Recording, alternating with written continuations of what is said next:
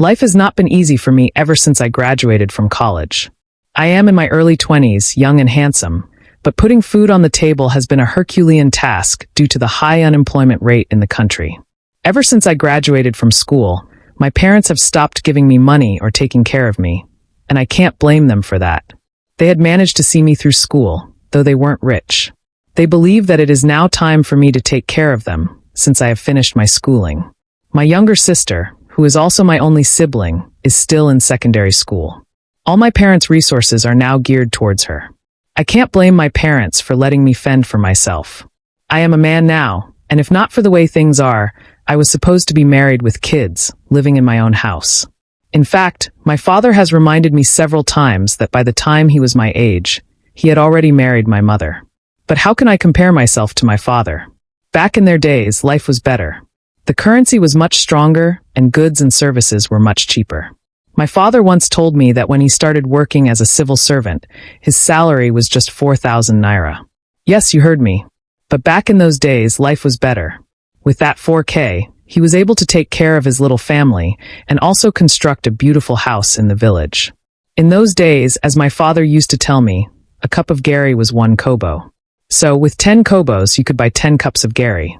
He used to give 20 naira to my mother to take to the market, and she used to return home with a shopping bag full of goods and groceries. But nowadays, what can even 20K do for you in a local market? Well, we'll talk about my father's lectures another day.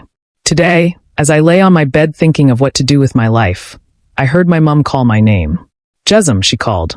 Mum, isn't it time yet to wake up from that bed? No, Mum. What do you want me to wake up now and do?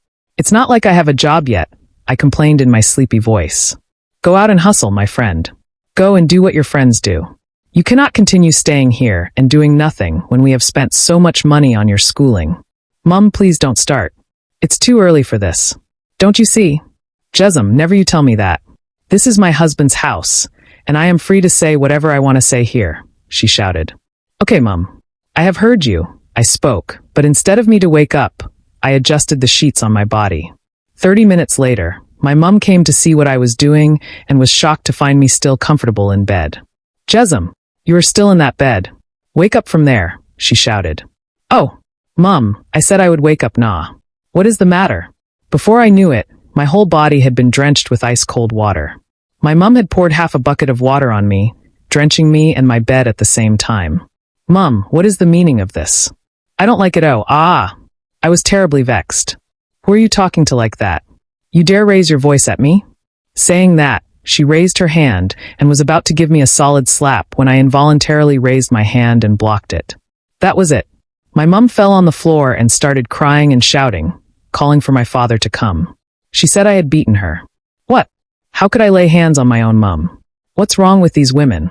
So merely defending myself from her slap was commensurate to beating her? My dad, hearing his wife's desperate and pretentious cries, ran to my bedroom and saw her lying on the floor and thrashing around.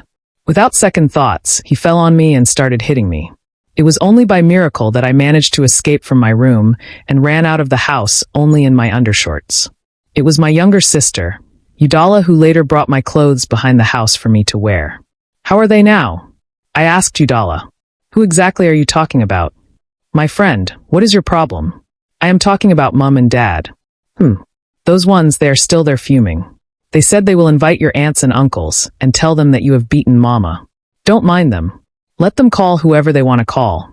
It had been 2 weeks now. I had reconciled with my parents, but that was only after I knelt down in front of my mother and begged for her forgiveness. The worst part was that it was during a family meeting. I was very angry, but what could I do? Our people have a saying that the younger one never wins a case. But the meeting was not altogether unfavorable. During that meeting, an uncle of mine told me that he was not happy seeing me roving around the neighborhood doing absolutely nothing.